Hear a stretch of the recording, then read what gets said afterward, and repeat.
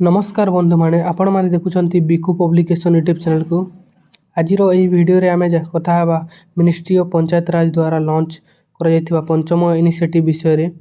एही पंचम प्रयास ग्राम पंचायत ग्राम उन्नति लोकंक सेवा सहित सीधा सलख भावे जड़ित तेणु भिडियोटी शेष पर्यंत देखंतु। बंधु माने मिनिस्ट्री ऑफ पंचायती राज हेउछि केंद्र सरकारंकर एक गुरुत्वपूर्ण विभाग।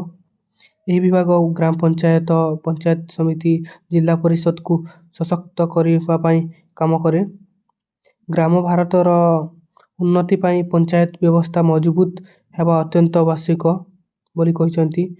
ପଞ୍ଚମ ହେଉଛି ମିନିଷ୍ଟ୍ରି ଅଫ୍ ପଞ୍ଚାୟତ ରାଜ ଦ୍ୱାରା ଆରମ୍ଭ କରାଯାଇଥିବା ଏକ ନୂଆ ଜାତୀୟ ପ୍ରୟାସ। ଏହାର ମୁଖ୍ୟ ଉଦ୍ଦେଶ୍ୟ ହେଉଛି କ'ଣ କି ପଞ୍ଚାୟତମାନଙ୍କୁ ମଧ୍ୟମ ସକ୍ଷମ କରିବା, ଗ୍ରାମ ସ୍ତରରେ ଯୋଜନା ପ୍ରସ୍ତୁତି ସୁଧାରିବା, ସରକାରୀ ଯୋଜନାଗୁଡ଼ିକୁ ଠିକ୍ ଭାବେ ରୂପାୟନ କରିବା, ପଞ୍ଚାୟତର କାର୍ଯ୍ୟକୁ ପାରଦର୍ଶୀ କରିବା। ସରଳ ଭାଷାରେ କହିମୁ ତ ମାନେ ପଞ୍ଚାୟତକୁ ଶକ୍ତି କରିଦେବା।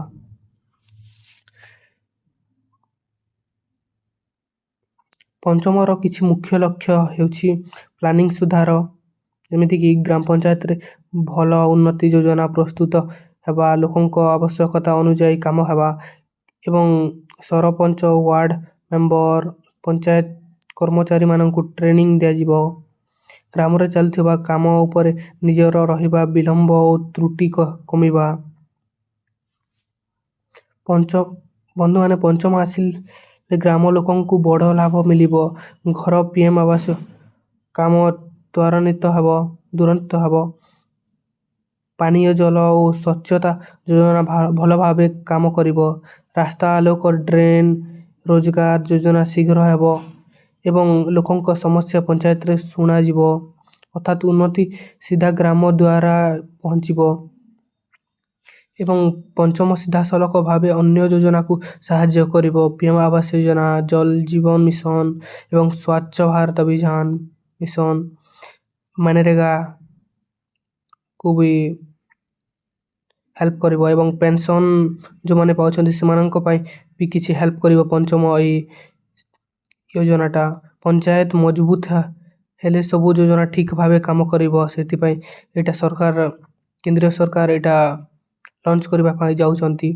ମିନିଷ୍ଟ୍ରି ଅଫ୍ ପଞ୍ଚାୟତ ରାଜ କହିଛି ଶକ୍ତିଶାଳୀ ପଞ୍ଚାୟତ ବିନା ଶକ୍ତିଶାଳୀ ଭାରତ ସମ୍ଭବ ନୁହେଁ।